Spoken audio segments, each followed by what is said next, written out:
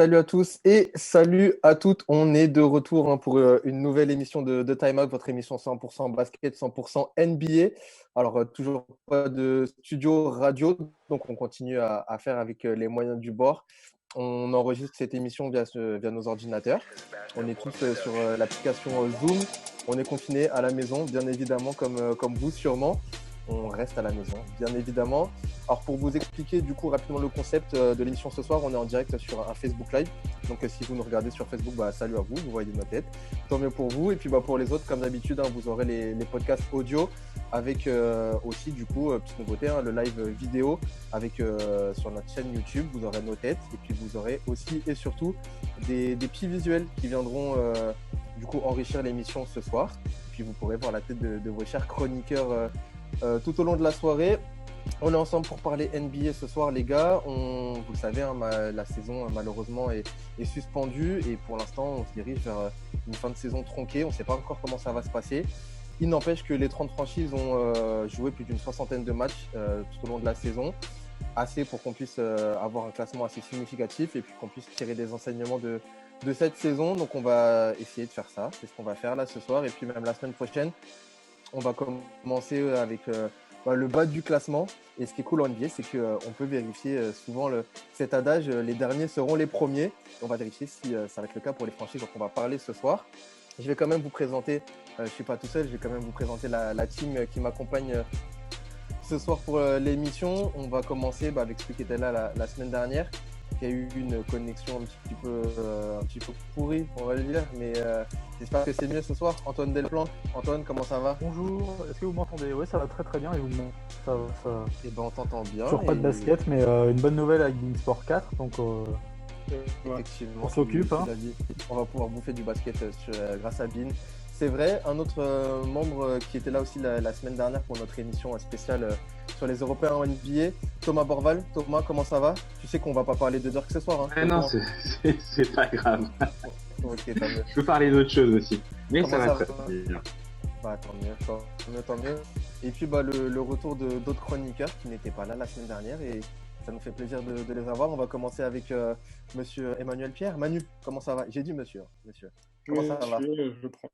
Ça va super, la santé, nickel, tout va bien. On confine à la maison, on sort pas, on est au calme. Ta plus belle casquette des Celtics. Ouais, pour cacher, un peu comme toi d'ailleurs, une touffe commence à bien pousser. On le sait, c'est dur là, pendant le confinement, les contours ne sont pas faits, la touffe commence à pousser.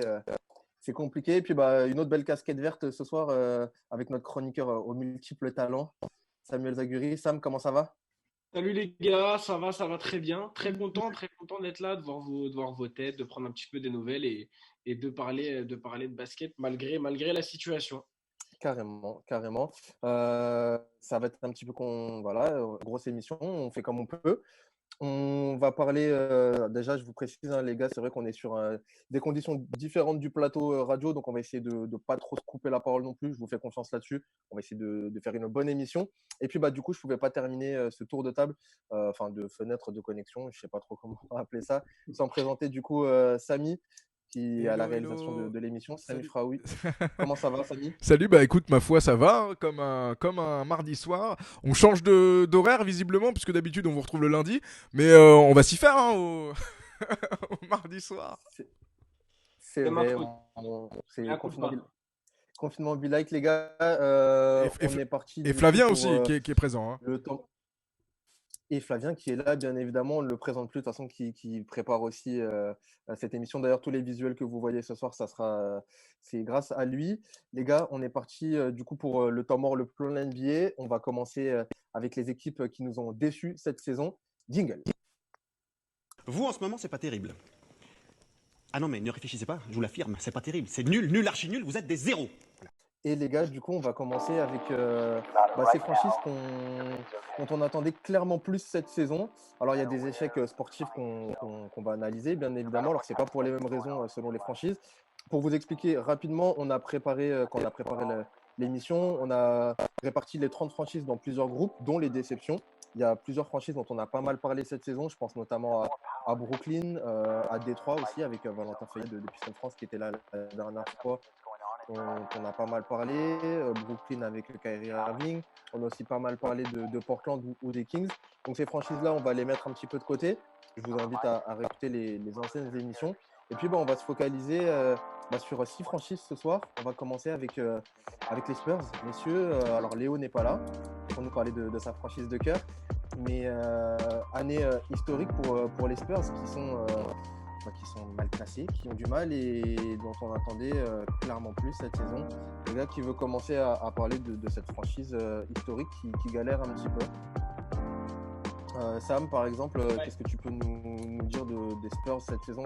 Qu'est-ce que tu attendais, toi, de cette franchise-là? J'attendais déjà qu'elle soit bien plus régulière, bien plus dans la course pour les playoffs, parce que là, ils sont 12e. Même si la saison continuait, ils n'étaient pas largués, mais il y avait quand même un petit écart. La saison des Spurs, elle est compliquée. J'ai pas envie de parler d'essoufflement de Greg Popovich parce que j'aime pas ces grandes phrases. Alors, est-ce que c'est la fin de Greg Popovich?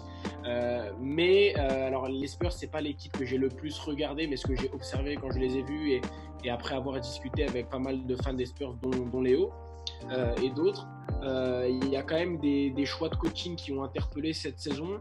Je pense notamment à Marco Bellinelli qui a eu pas mal de minutes. Contrairement à peut-être d'autres jeunes qui auraient pu éclore dans un contexte qui aurait pu leur être intéressant. On a aussi le problème LaMarcus Aldridge, qui fait toujours des débuts un petit peu irréguliers et qui se réveille à la fin, mais cette saison on le voit, ça suffit pas. Te laisser la parole, je sais pas si vous pouvez gérer les visuels. On a mis le 5 majeur de la franchise cette saison. Antoine, par exemple, toi, qu'est-ce que tu peux nous dire sur ces Spurs là qui sont pour le coup 12e de la Conf Ouest? C'est assez étrange, c'est la première fois, je pense, pour nous tous, qu'on voit les Spurs dans une situation pareille. On va pas parler pareil de déclin ou de quelque chose, je pense que c'est un peu une stagnation, une remise en question.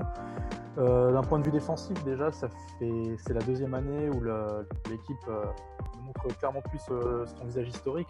Une équipe qui défend vraiment mal, 25e defensive rating cette année. Après, Sam a totalement raison, DeRozan, on n'arrive pas à déceler ça même chez par exemple Marcus Aldridge. Et il y a une petite chose que je voulais souligner, c'était aussi au niveau du front office, puisque c'est aussi une année où R.C. Buford a changé de statut, puisqu'il est le GM. Et je pense que même en interne, au-delà du basket pur, c'est une franchise qui est totalement en remise en question, et ça se ressent dans une conférence Ouest qui est extrêmement compétitive cette année. Donc le duo LaMarcus Aldridge, DeMar DeRozan a du mal à prendre. On voit un LaMarcus Aldridge qui est clairement pas dans son registre habituel, alors que pourtant au poste bas c'est quand même une valeur sûre. Il y a beaucoup de choses à revoir chez ces Spurs là. Et puis je trouve que la bande de jeunes elle est un petit peu surestimée quand même. Il y a des jeunes à fort potentiel, mais je pense qu'on en a fait beaucoup trop. Par exemple, des gens Temored, un Brynford, tous ces gars-là. Je sais pas si vous serez d'accord. Je suis pas trop d'accord. Après, ce que je veux dire, c'est que dans ces jeunes-là, on a toujours l'impression qu'en fait, ils vont faire partie des nouveaux Spurs. Les Spurs vont rester la machine incroyable qu'ils sont depuis 25 ans. Peut-être que ces jeunes-là sont peut-être pas annoncés, sont peut-être pas le niveau de leurs prédécesseurs. Ça va voir Manu, on a mis les stats pour illustrer un homme, le DeMar DeRozan qui est censé être le leader de cette franchise-là. Je dis bien censé parce que ça va que c'est un peu que ça. De Popovich, et moi j'ai envie de tomber aussi sur lui parce qu'il fait tu sens que c'est la fin, tu sens qu'on tourne une page. Moi c'est mon avis. Moi je pense qu'on tourne vraiment une page là avec Popovich. Il est arrivé à la fin. La stat c'est quoi? C'est 22 qualifications de suite en play-off pour les Spurs. C'est la meilleure série en cours devant les Warriors et les Rockets. Est-ce que tu es en train de nous dire, Manu, pour faire une petite analogie avec le football, qu'on est en train de tomber dans les dernières années d'Arsène Wenger à Arsenal? Complètement. Les années de trop, clairement. C'est pas grave. C'est évidemment que Popovich, il a quel âge? Il a 70 passé. Il a tout connu. Donc c'est logique à ce moment-là qu'il y ait un déclin. Et c'est pas grave. Pour autant, il faut vraiment tourner la page et enclencher une nouvelle dynamique. Parce que là, en NBA, ils sont dans la pire position possible. Ils sont soit ils sont au milieu en fait. Et pour moi, c'est la pire position. T'es pas en playoff et t'as pas de position pour aller choper un haut choix de draft. T'es dans le ventre mou et c'est pas bon. Faut Thomas, vraiment, dès l'année prochaine, prendre des mesures fortes, trader Demar DeRozan, mais qui va prendre sa player option à 27 millions, c'est sûr. Ça va être compliqué, mais il faut faire des vrais choix parce que en restant comme ça, tu fais aucun choix finalement. Et ça va être compliqué sur le long terme de vraiment tourner quelque chose. La page, en tout cas. Thomas, toi, tu les sens capables justement de se bouger, de repartir sur un nouveau cycle un petit peu l'année prochaine et sur les prochaines années. Tu les sens capables de ça ou pas? Moi, je suis pas très serein pour les Spurs. En fait, je m'attendais déjà à ce qu'il y ait une fin de cycle cette année et la saison qu'ils font, elle me surprend pas trop, même si je m'attendais à les voir quand même un peu mieux. Après, ils ont un front office qui fait toujours les bons choix. Donc, on va s'appuyer, je pense qu'ils vont surtout s'appuyer là-dessus. Et voilà, mais il va falloir vraiment comme dit Manu, il va falloir vraiment qu'ils se bougent, quoi. Et vraiment, ouais, je suis pas très très serein pour leur avenir. Je sais pas si trader Demar DeRozan, c'est une bonne idée. Je pense qu'il y a d'autres joueurs dont il faut se débarrasser. Mais moi, je suis pas trop serein. Moi, je voudrais juste revenir sur deux trucs. Le premier, le cas DeRozan, je pense que c'est un cas à séparer parce que oui, DeRozan, on le sait tous, c'est pas un LeBron James, c'est pas un Kevin Durant, enfin, c'est pas un mec qui va te lead mentalement une équipe, ça on le sait. Maintenant, je trouve que lui tomber dessus cette saison, c'est un peu sévère quand même parce que lui, pour le coup, dans ses performances sur le parquet, il est plus que satisfaisant, il fait son travail. Et ça, c'est la première chose que je voulais dire. La deuxième chose, c'est est-ce que peut-être finalement, et j'y ai pensé pendant que vous parliez, on n'est pas en transition justement. On sait qu'il y a Tim Duncan qui est sur le banc des Spurs, qui lui pourrait reprendre et amener quelque chose de nouveau. On l'a vu que c'est lui sur les derniers matchs qui était le premier sur le banc avec les soucis de Popovic, et que justement, et j'en parlais avec un ami fan des Spurs, il me disait sous Duncan, c'était quelques matchs, on a déjà vu que c'était un peu mieux dans le jeu parce qu'ils faisaient plus jouer les jeunes. Ça pourrait aussi peut-être passer par là. Peut-être que finalement, cette saison où je disais les Spurs, faudrait qu'ils accrochent les playoffs, c'est peut-être pour eux une saison où il faudrait qu'ils passent qu'ils tournent une page, quoi.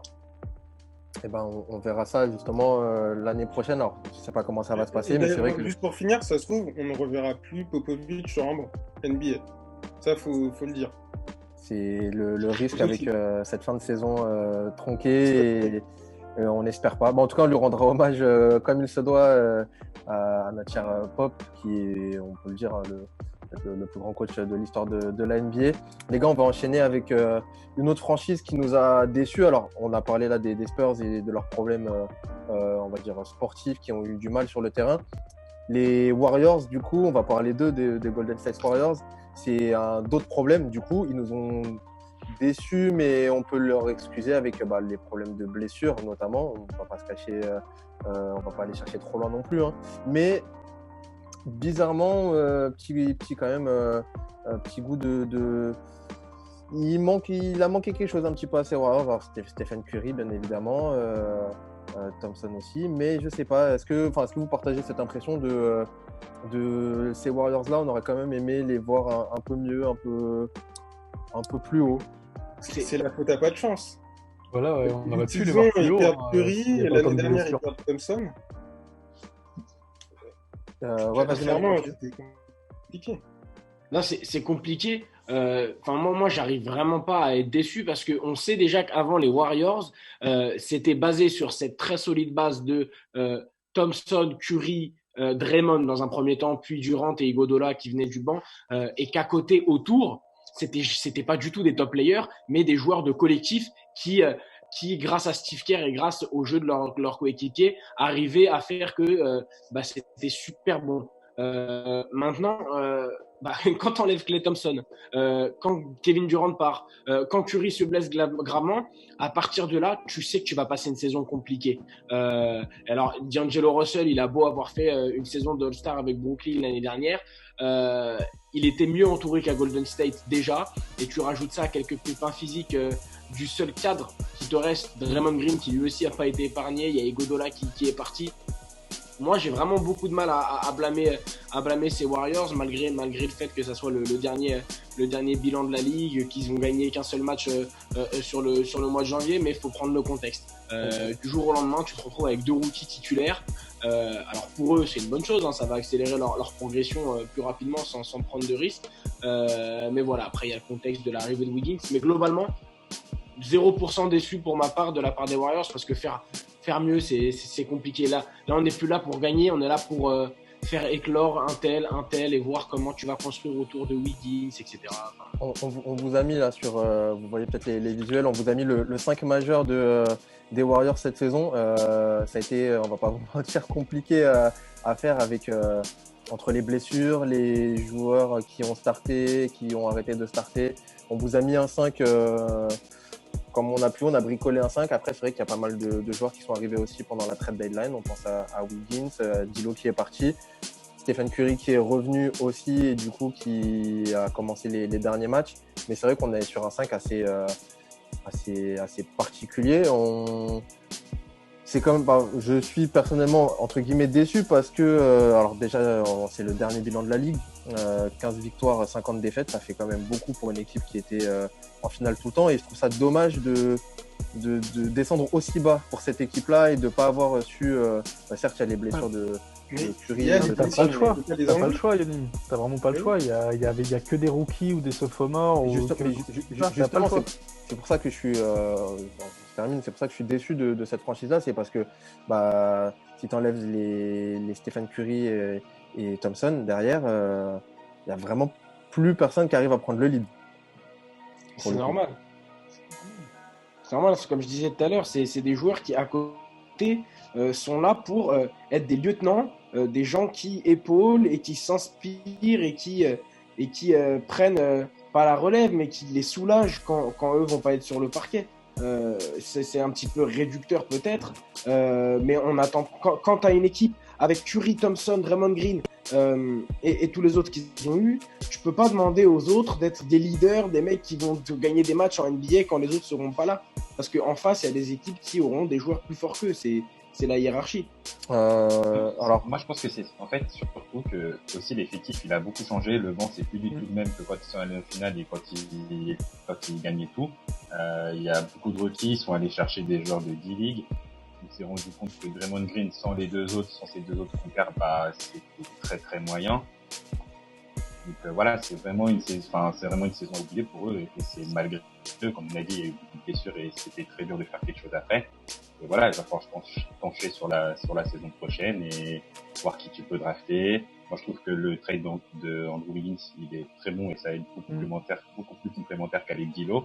Quand tout le monde va être au complet, je pense que c'est une équipe qui va faire très très mal.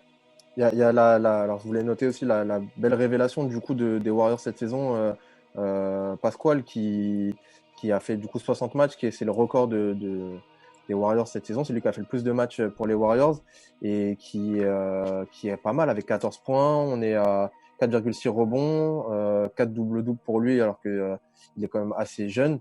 Il a déjà 2 matchs à plus de 30 points. On va dire que c'est la belle révélation de ces Warriors moroses un petit peu. Ouais, clairement, ça a été vraiment le joueur à regarder, en tout cas cette saison du côté des Warriors, capable vraiment, ouais, comme tu as dit, de prendre feu, d'aller scorer, pas mal en défense. Voilà, c'est une surprise, drafté bas, il me semble, assez bas, premier tour ou deuxième, je ne me rappelle plus, mais je vais vérifier. Mais assez bas quand même, donc on n'attendait pas là. Du premier, je crois. Et c'est tout bénef pour eux, parce que moi, je t'entends depuis tout à l'heure dire que tu es déçu de la saison des Warriors. Moi, je ne le suis pas du tout, parce que qui peut se targuer d'être dernier cette saison et l'année prochaine de jouer le titre? C'est fou quand même. Justement, le titre, les Warriors. Donc, parlons-en rapidement. Du coup, l'année prochaine, ça va être incroyable. Du coup, c'est au deuxième tour, Pasquale. Deuxième tour.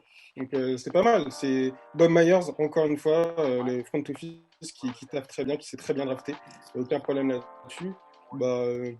Saison à oublier, mais l'année prochaine, ils seront de retour. Il n'y a pas de souci.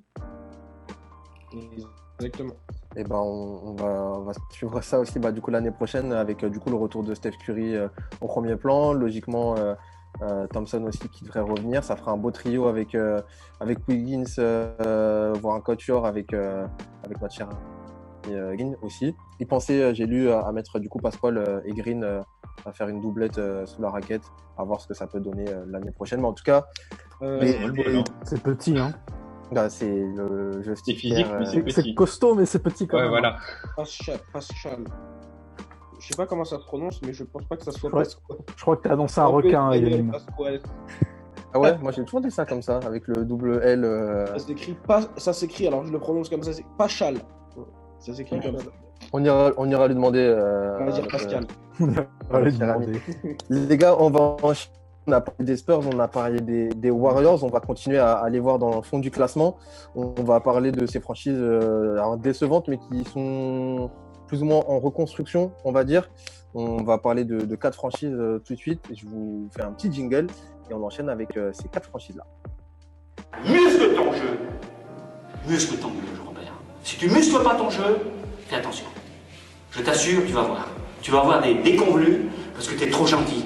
On va parler de ces franchises du fond du classement de la NBA qui sont plus ou moins en reconstruction.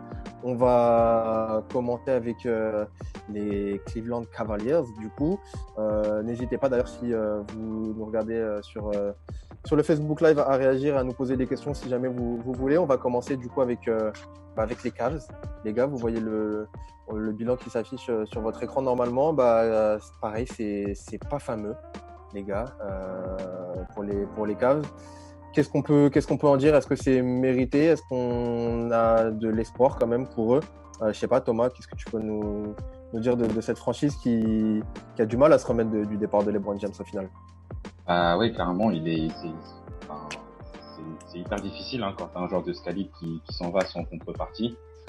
Après, ils essayent de picoler ce qu'ils ont, c'est-à-dire des tours de draft, hein, mais bon, après Colin Sexton et Darius Garland, ils n'ont pas toujours apporté satisfaction. Et si on peut revenir sur le choix de passe de Darius Garland, pas ça très intelligent parce qu'il était déjà un meneur à la base.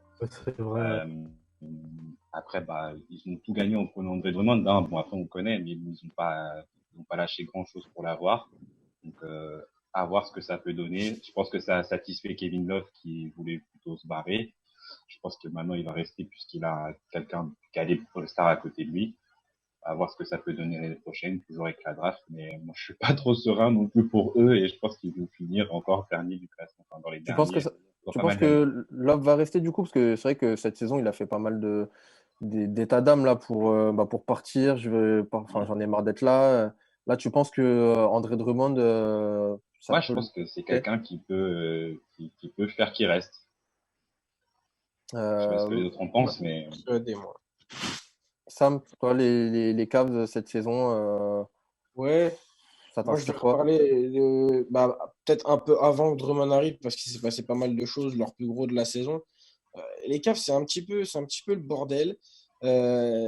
Déjà, il y a des trucs que je comprends pas. J'ai l'impression qu'ils ont 15 meneurs, mais bon, ça, c'est un autre problème. J'ai l'impression que sur certains matchs, il y a la possibilité de faire mieux, mais qu'il ne faut pas être trop sévère non plus parce qu'il y a des matchs très intéressants. Donc finalement, le problème, c'est de la régularité ou de la confiance. Je ne sais pas, ils ont quand même battu les Spurs 2 fois, ils ont battu Denver 2 fois, ils ont battu Miami, Philly, Portland cette saison.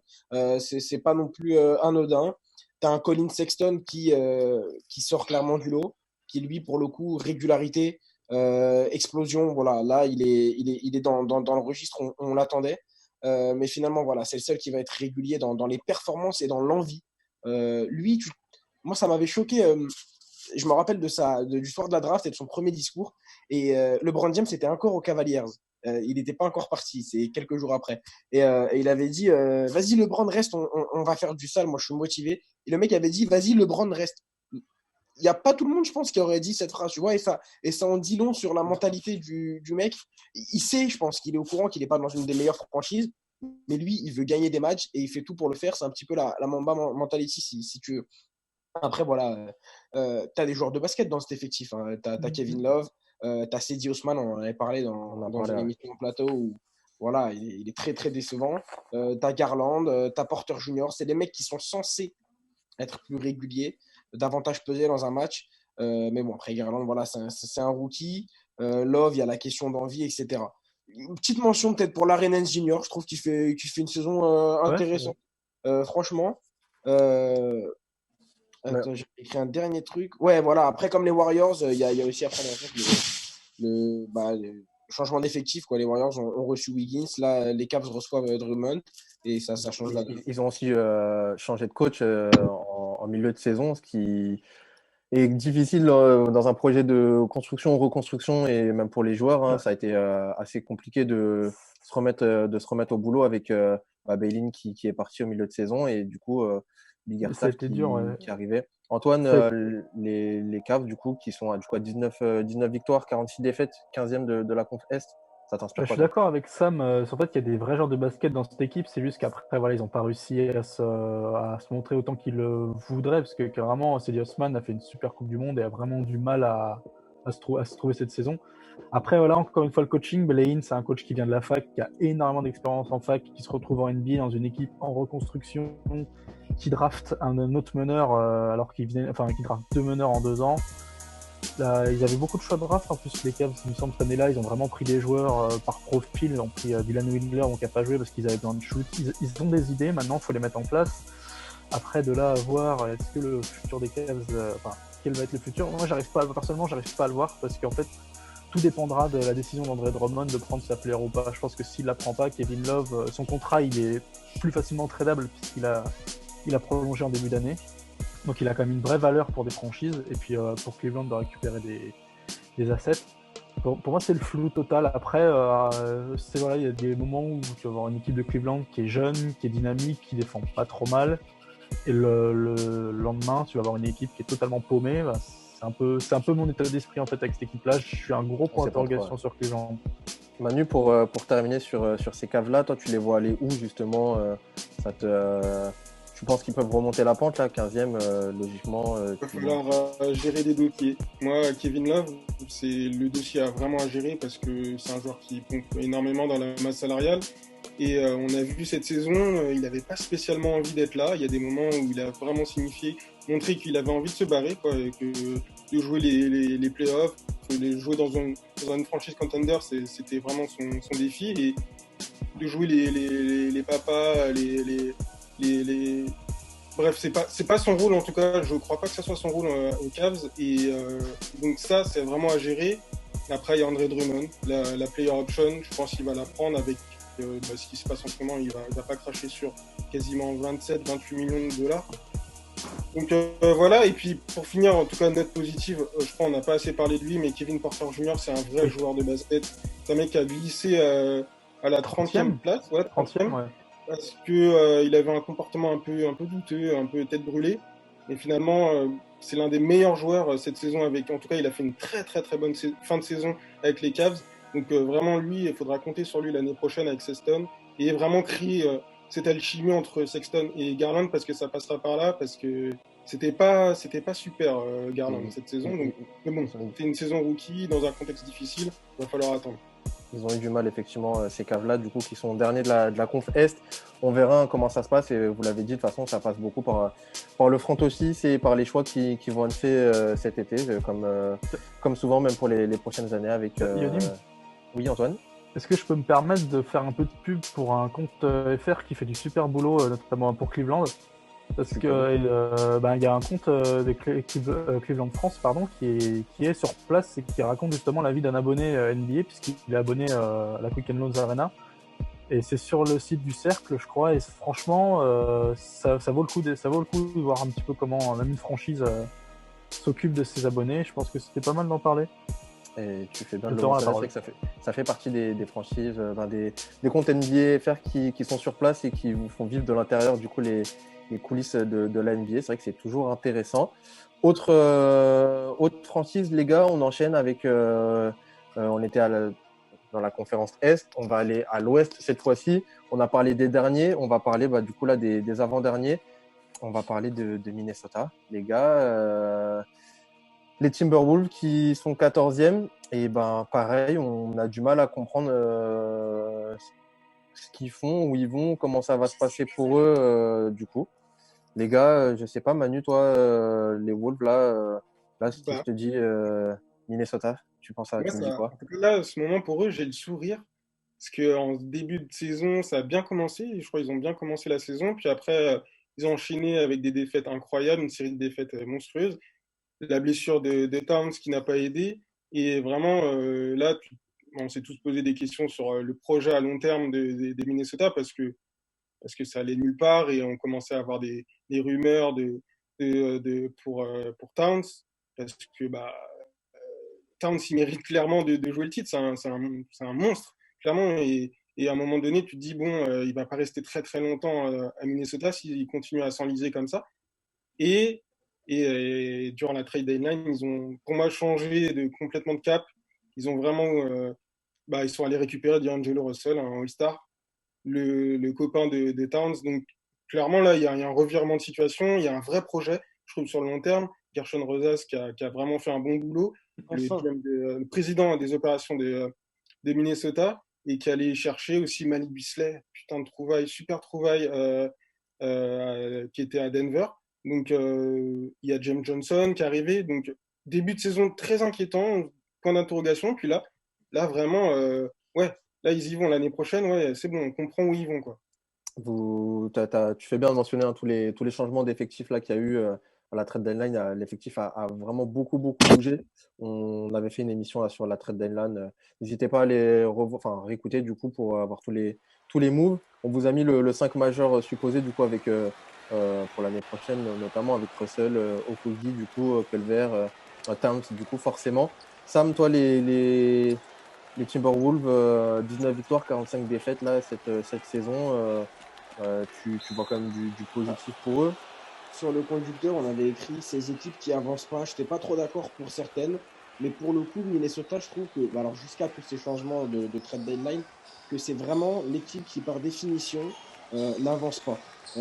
Quand tu regardes les autres équipes, les Warriors, il y a un passif, c'est une situation nouvelle. Les Spurs, il y a eu de la gloire. Là, ils sont en phase de transition. On va parler de Phoenix à Atlanta. Il y a plus d'espoir, il y a plus de mouvement. Il se passe des choses. Minnesota, j'ai l'impression que ça fait des années. Depuis que Towns est là, on se dit ok, il y a Karl Anthony Towns, on va décoller. Il y a Andrew Wiggins, on va décoller. Et chaque année, il ne se passe rien. Je pense que pour le coup, les Timberwolves se seraient bien passés de cette saison où il allait encore rien se passer. Et voilà, maintenant, oui. Alors, il y a un contexte, évidemment. Il y a cette blessure de Towns. Qui était sur les bases de la meilleure carrière de sa vie, Karl Anthony Towns, qui était, voilà, peut-être que c'était ça aussi qui fait que la saison des Minnesota Timberwolves est celle-ci. Mais voilà, moi je trouve que là, pour le coup, ils ont tenté quand même. Alors, on leur reproche, ils ont fait les playoffs une fois il y a du coup 2 ans. Ça faisait un petit moment qu'ils n'avaient pas été en playoffs, ils étaient sur une grosse série. Ils ont tenté notamment avec du coup Wiggins qui était censé être. On savait pas trop à l'époque si ça allait être la star qu'il aurait dû devenir. Parce qu'il y avait un mec qui s'appelait. C'est là où j'allais en venir justement, Jimmy Butler. Ils ont tenté aussi d'aller récupérer Jimmy Butler. Ils ont fait l'effort en tout cas d'aller chercher un joueur de calibre All-Star pour le coup, et ça n'a pas fonctionné. On ne peut pas trop leur reprocher de ne pas avoir fait des efforts dans ce sens-là en tout cas. Moi je vais être peut-être cru les gars, mais pour moi D'Angelo Russell c'est pas assez. Dans cette conférence Ouest, Karl Anthony Towns, D'Angelo Russell, pour moi ça sera pas assez pour accrocher les playoffs. Je pense que offensivement, je suis assez d'accord avec Sam. Offensivement, ça peut être très très cool à regarder. Par contre, je pense de là à faire gagner des matchs défensivement quand ça va commencer à se resserrer, ça va être un peu limite. J'aime beaucoup, je regarde un peu le 5 majeur potentiel. Josh Okogie, c'était très bon. Culver, il y a beaucoup de potentiel défensif. Mais Towns n'est pas non plus un lockdown défensif dans la raquette. Russell aussi a pas mal de lacunes. Donc je pense que ça risque d'être un peu chaud. Ils ont tradé Covington, je pense que c'est peut-être la petite erreur qu'ont fait les... Il est parti où ? Je pense il est à de Rocket. C'est peut-être la petite erreur qu'ont fait les Wolves parce qu'on peut pas leur reprocher de tenter des choses. Ils se remettent très souvent en question et ils se laissent pas abattre comme on l'avait avec le cas Butler. Ils se sont lancés tout de suite. Maintenant, il faudra peut-être un petit peu chercher un vétéran qui défend ou peut-être sur l'aile encore un, ou alors un intérieur qui défend aussi. Thomas, toi, les Wolves, là, c'était du coup avec Dallas à l'époque, c'était un petit peu bâti un petit peu pour ces spots des derniers de dernière qualification pour eux quand même. Ouais, c'est sûr. Mais du coup, là, justement, toi, tu les as quand même, tu les vois plutôt pas mal. Là, ça t'inspire quoi, ces Wolves-là qui n'avancent pas, pour le coup, comme disait Sam, au final? Franchement, pas grand-chose, tu vois. Genre, moi, je pensais que je savais déjà, même si Towns y restait, que ça allait être une saison un peu compliquée. De toute façon, moi, j'ai pas. Enfin, tout le monde sait ce que je pense du joueur au-delà de ses qualités. Yeah. Au-delà de son talent, je trouve qu'il manque énormément de leadership, en fait. Et je pense que c'est surtout ça le problème qu'il y a Minnesota, c'est qu'il n'y a personne, excusez-moi du terme, mais pour vraiment porter ses couilles. Et, du coup, voilà, et c'est vraiment là-dessus qui pêche. Et le fait qu'ils aient ramené D'Angelo Russell, ça peut être une bonne chose. Je pense que ils peuvent accrocher la 8e place, possiblement avec cette équipe, et ou être à la lutte, franchement, pour mieux figurer que 14e au classement, quoi. C'est une aberration de les voir ici, le talent qu'ils ont dans l'équipe. Donc voilà, si on se projette, je pense que la 8e place c'est possible. Quand on voit qu'aujourd'hui c'est Memphis qui est là et que le 9e c'est Portland, ils n'ont pas non plus des équipes à tout casser, quoi. En particulier Memphis, dont le meilleur joueur est un rookie, même si c'est Jamoran et on sait qu'il est très très fort, ça reste quand même le meilleur joueur de l'équipe. Donc je pense que ce sera possible pour Minnesota de possiblement accrocher cette place qualificative pour le club. Eh ben, ça va être à suivre aussi du coup Juste du côté rajouter de un Nils, Sam, dernier pour mot. terminer, ouais. Je pense que leur problème, les Wolves, ces Wolves-là, c'est qu'ils sont dans la conférence Ouest. D'Angelo Russell, on l'a vu, il est capable d'emmener des gars en playoff. Mais à l'Ouest, c'est une sacrée jungle. Honnête, il y avait quand même des joueurs à côté. Il y avait du vétéran aussi. C'était pas les Jordan Poole, les Eric Ouais, mais il avait pas un mais Karl Anthony Towns. il y avait des Caris Levert, il y avait Dinwiddie, il y avait quand même des Jarrett Allen et tout, etc. Il y avait quand même des joueurs, il y avait Joe Harris et tout. C'était un collectif, un vrai collectif. Le Beasley, le Malik Beasley, il peut exploser sur sa lancée de Denver. T'as Karl Anthony Towns qui est un joueur que Dilo n'avait vraiment pas, malgré tout le respect que j'ai pour Levert et Dinwiddie. J'oublie quelqu'un là, mais ouais, non, t'as des joueurs très intéressants. Justement, c'est pour ça que je dis que Pardon. c'est largement possible pour eux d'accrocher la 8e place l'année prochaine. Dans les franchises, Sam, tu le disais, dans les franchises à l'ouest, du coup, qui vont se battre peut-être aussi l'année prochaine et qui ont failli le faire en début de saison, gros début de saison pour eux. On va parler de Phoenix, les gars, les Suns qui sont pour le coup 13e, si je dis pas de bêtises, actuellement de la NBA, là, de la conférence ouest. Les Suns qui ont connu un départ plutôt intéressant avec du coup avec l'arrivée de Ricky Rubio, avec le décalage et puis les responsabilités un peu amoindries pour Devin Booker qui se contentait de scorer, ce qui fait très très bien. On avait de l'espoir en tout cas pour les Suns en début de saison et puis au final ça s'est un peu effondré. Manu, les Suns, tu les vois comment là pour le coup, déçus un petit peu de ce qu'ils ont fait de cette saison ou pas? Manu, est-ce que tu nous entends? Je crois que Manu bug. Manu, on ne t'entend pas, Manu. On a un problème dans le direct. Bon, du coup, Antoine, toi, les Suns, justement, je repose la question, mais déçu de l'avancée de leur saison au final? Non, pas tant que ça. Pareil, ça a pris une bonne décision. Monty Williams qui est arrivé, donc on a rayé Kokoskov. J'étais un peu déçu, par contre, qu'il laisse pas une chance à Kokoskov vu l'effectif. Ils ont pris des bonnes décisions. Ils avaient besoin d'un meneur. Ils ont pris le meneur parfait, un meneur décisionnaire et passeur pour un petit peu pour libérer Devin Booker, notamment au scoring. Ils ont eu aussi du mal parce qu'ils ont eu la suspension de DeAndre Ayton sur 25 matchs qui les a pas aidés. Non, c'est un effectif qui est jeune. Franchement, ça faisait 3-4 ans que la saison des Suns, ça s'arrêtait au mois de décembre. Il n'y avait vraiment rien, il n'y avait plus rien à regarder. Sur le parquet, c'était vraiment pas emballant. Là, franchement, il y a du positif. Après, c'est sûr que c'est une reconstruction qui est très longue. Je pense notamment pour Devin Booker, qui ça fait quand même 4 ans qui montre que c'est un arrière. Je suis un peu comme Thomas avec Kat vis-à-vis de Devin Booker, même si, bon, il y a du talent. Non, je pense que c'est sur la bonne voie. Il faudra peut-être juste un petit peu prendre du vétéran. Ils sont sur de la même année de draft, les deux, ils sont potes aussi. C'est vrai qu'il y a du positif vis-à-vis de ce qu'on avait vu des dernières saisons, en tout cas pour les Suns là, qui sont à 26 victoires. Bon, 39 défaites, certes, mais c'est quand même mieux que les dernières saisons. Effectivement, Sam, les Suns, toi, justement, ça t'a fait déçu ou au contraire, tu es plutôt dans le positif de les voir remonter un petit peu? Non, alors je suis peut-être un peu trop gentil avec les équipes, mais pareil, je suis pas déçu. quand tu dis on avait des espoirs, je trouve qu'ils remplissent leurs espoirs, hein. Quand les espoirs pour les Suns, c'était pas les playoffs. On n'est pas non plus, on n'est pas non plus utopiste. On savait très bien que Phoenix allait pas jouer les playoffs, mais on avait juste envie de voir Phoenix jouer au basket plutôt que de voir Devin Booker planter des points pour caricaturer un petit peu ce qui se passait à Phoenix. Non, moi je suis très content. Je trouve que c'est une équipe qui il y a une progression dans le jeu, il y a dans l'opposition avec les grosses équipes, dans l'effectif et dans le projet. Ça avance, c'est une équipe qui est ambitieuse et qui a ramené des joueurs intéressants enfin pour épauler Devin Booker. J'ai l'impression que c'était le désert avant. Là, voilà, tu as des bons lieutenants. Franchement, Rubio, DeAndre Ayton, Kelly Oubre Jr., qui j'adore moi cette saison, Dario Saric, Frank Kaminsky, Aaron Bates, c'est des joueurs qui n'étaient pas là avant, tout simplement. Qui n'étaient pas là avant et il n'y avait pas des joueurs aussi bons que ça. Et pour le coup, Phoenix, alors c'est pas une équipe qui avance pas, tout au contraire, c'est une équipe qui tranquillement monte et on attend de voir. On attend de voir où ça ira maintenant. C'est à Devin Booker de prendre les choses en main et de montrer que là, maintenant qu'il a des joueurs, il est capable d'emmener cette équipe quelque part. Mais on savait très bien que ça n'allait pas être cette saison.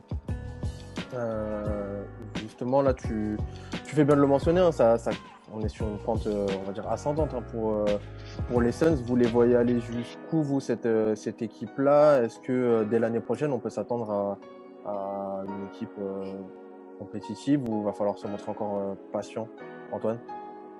C'est une équipe compétitive, oui. En fait, c'est tout ce qu'il y aura autour. On peut parler des équipes autour. Si Booker continue de faire du Booker, c'est très bien. Si l'équipe continue de progresser comme elle le fait, c'est parfait. Maintenant, il faudra voir comment se comportent les Grizzlies, comment se comportent les Pels, comment se comportent les Kings, les Spurs, toutes ces équipes qui sont entre la 8 et la 12e place, parce que les Suns ne sont vraiment pas dans cette catégorie-là, mais il faut essayer de passer ce cap-là. Et les Warriors reviendront sur le devant de la scène. Pareil, Portland va peut-être pas végéter à la 10e place. En fait, c'est tout ce qu'il y a autour, quoi.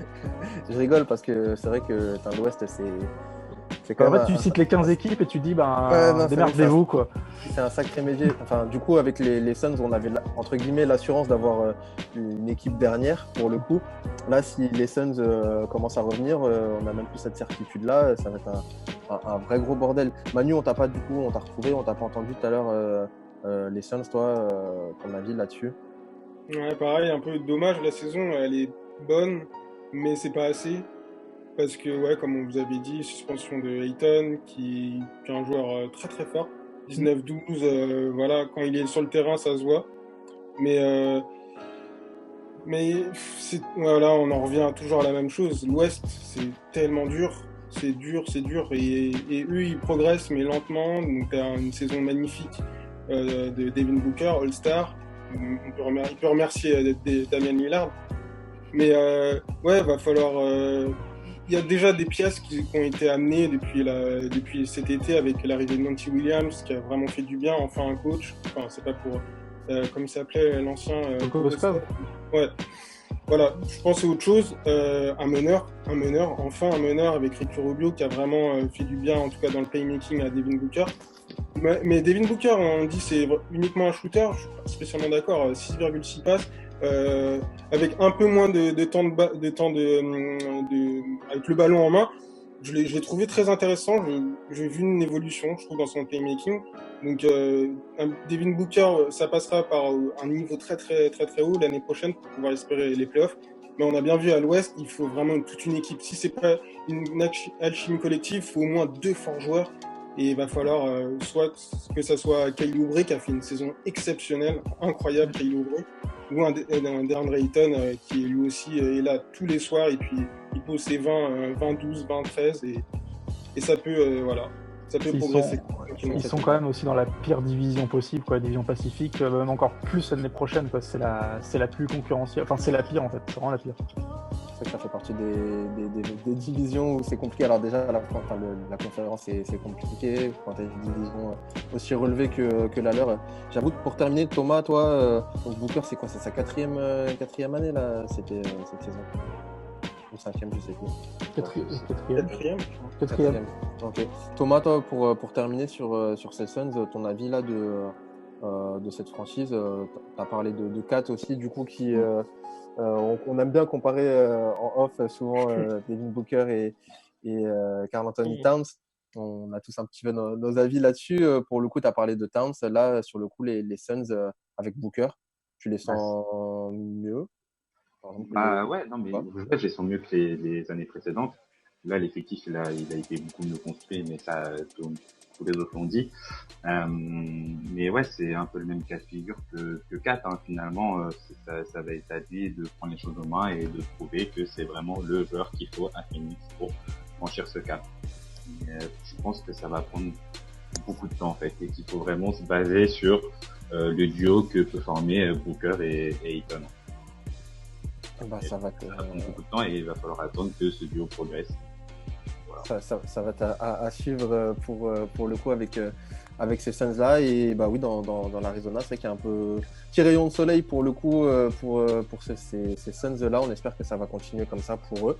Il y a toute une fanbase qui attend depuis un petit moment là, le retour de ces Suns au premier plan, on va dire, et on leur souhaite pour le coup l'année prochaine. On va terminer, les gars, si vous le voulez bien, avec une dernière franchise. On a parlé de pas mal d'équipes ce soir. On va terminer par une équipe qui est mal classée aussi, cette fois-ci dans la conférence Est. On va parler des Hawks, Atlanta, qui, je sais pas comment ça va se passer pour eux. Il y a quand même du positif. On s'attendait avec leur tour de draft, avec l'effectif qu'ils ont, en tout cas les jeunes qu'ils ont dans leur effectif, on s'attendait et on s'attend à un retour au premier plan prochainement, mais pour l'instant, 14e de la conférence Est, la pilule a du mal à passer un petit peu. Antoine, pour commencer, sur les Hawks, par exemple. Gros coup de cœur offensif pour les Hawks, clairement. Trae Young, j'aurais pu hypant à regarder cette saison. Après, pour expliquer, il y a un potentiel dans cette équipe qui vraiment est très très très élevé. Après, ils ont commencé la saison avec un effectif de gosses, en fait, vraiment avec une armée de rookies, de sophomores et Vince Carter au milieu, clairement. Ils ont un petit peu remodelé tout ça en récupérant Jeff Teague, en récupérant Dwight Edmond, Clint Capella. Pareil, ils ont eu John Collins qui a été suspendu assez tôt dans la saison. Il y a beaucoup de potentiel offensivement. Il y a un duo naissant entre John Collins et Trae Young qui est très très intéressant. Ça bosse, en plus, il risque d'avoir pas mal de caps cet été en expirant certains contrats. Donc non, c'est pareil, c'est sur le bon chemin maintenant. Faut de l'expérience, quoi. Faut grandir. Il y a, pour le coup, en termes d'expérience, ils ont fait des moves aussi, là, du coup, à la trade deadline. Il y a Clint Capella, notamment, qui est arrivé. À voir comment ça va s'articuler avec, du coup, une raquette Collins Capella qui peut être, pour le coup, très, très, très, très intéressante. Tu l'as dit, hein, pas mal de jeunes entre Trae Young, Hunter, Werther aussi. Avant de parler plus précisément de Trae Young, parce que je pense qu'on va vite tous y revenir pour le coup, on a fait une petite fiche avec ses stats détaillées. Sam, toi, les Hawks, même si c'est 14e avec 20 victoires, tu as envie d'être gentil aussi avec eux cette saison? Pareil, Léo, je les mets dans la même catégorie que Phoenix. C'est-à-dire que agréable à voir. On n'avait pas d'espoir énorme en termes de playoff, mais ça va inquiéter les grosses équipes. Tu as un joueur, même peut-être deux, qui sortent du lot parce que Trae Young est énorme.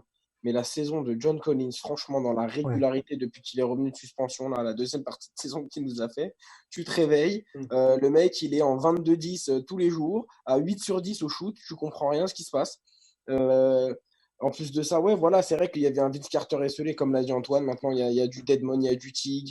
Tu as recruté Capella, il y a d'autres jeunes qui sont intéressants. Je pense à Werther, je pense à Hunter. C'est intéressant. Et pour me projeter un petit peu, moi, je les attends dès l'année prochaine, je pense, ces Hawks. J'avais eu l'occasion de discuter avec John Collins quand il était passé au NBA Crossover à Paris et il disait il se passe quelque chose à Atlanta. Moi, l'objectif, je m'en fous d'être All-Star. Moi, je veux jouer les playoffs. C'est des joueurs qui ont la tête sur les épaules et qui sont conscients que voilà, s'il y a des joueurs, voilà, je veux être All-Star, je veux être ci, ça. C'est bien de le dire, mais moi, je préfère les joueurs qui pensent équipe. Et à Atlanta, je pense qu'il y a quelque chose qui se construit. C'est moins la jungle qu'à l'ouest. On a un Trae Young qui est, je pense, même plus fort que ce qu'on pense qu'il est. et que ça peut vraiment aller très loin. Quand tu vois les 7e et 8e spots à l'Est aujourd'hui, l'année prochaine ou dans 2 ans, je pense qu'Atlanta, ils pourront aller dire leur petit mot. Justement, tu fais bien de parler de Trae Young. Vous avez vu là, sur votre écran logiquement les stats et puis les records un petit peu de Trae Young qui se sont affichés. Incroyable ce gamin. Alors on va pas trop casser la tête à tout le monde avec cette histoire de draft avec Luka Doncic notamment, qui n'a pas été drafté par les Hawks. Au final, ils ont récupéré Trae Young, 21 ans, qui est ouf quand même. Disons que c'est moins honteux que les Kings. Laissez-nous encore un an, s'il vous plaît. Et toc, Antoine. Ça sera la dernière. Manu, toi, les Trae Young là, par exemple, parlons de lui forcément. Il t'impressionne sur ce qu'il fait, véritablement. Et ça y est, on est déjà habitué à un joueur qui tourne à 30 points, 10 passes, 8 passes et avec des pourcentages incroyables à 3 points. Un peu comme Doncic, hein, il a fermé des bouches et c'est seulement sa 2e saison NBA et All-Star cette année. Que dire, il a été énorme, c'est le visage de cette équipe. Tu peux clairement construire tranquillement autour de lui. Il a fait une saison exceptionnelle. Après, voilà, va falloir qu'il soit encore meilleur, qu'il sache délaisser un petit peu plus pour les autres, mais il est tellement juste dans la passe. Non, Trae Young, c'est vraiment, vraiment très très fort cette saison. Il a dépassé les attentes. En fait, c'est seulement sa 2e saison. En fait, faut un moment réaliser. C'est fou. C'est fou ce qu'il fait. Et quand tu as du talent comme ça, plein les doigts, c'est magnifique à voir. Flavien vous a mis les stats. Il est déjà à plus de 11 matchs, à plus de 40 points cette saison. C'est n'importe quoi. Ce qui est super intéressant avec Trae Young en plus, c'est son nombre de rebonds, genre 4,3. Quand tu sais que quand il défend sur toi, c'est pas le meilleur défenseur du monde, mais il a cette capacité à se placer au rebond pour partir en transition. Quand on voit Atlanta, ça galope à une vitesse folle. Et même dans des secteurs où il pourrait paraître en infériorité, il est super intéressant à regarder, sachant encore plus que maintenant, il y a quand même il y a Capella, il y a Bruno Fernando aussi, il y a quand même pas mal d'intérieurs à Atlanta. Il a cette capacité à toujours à impressionner dans des secteurs où on l'attend pas spécialement, et ça c'est super intéressant.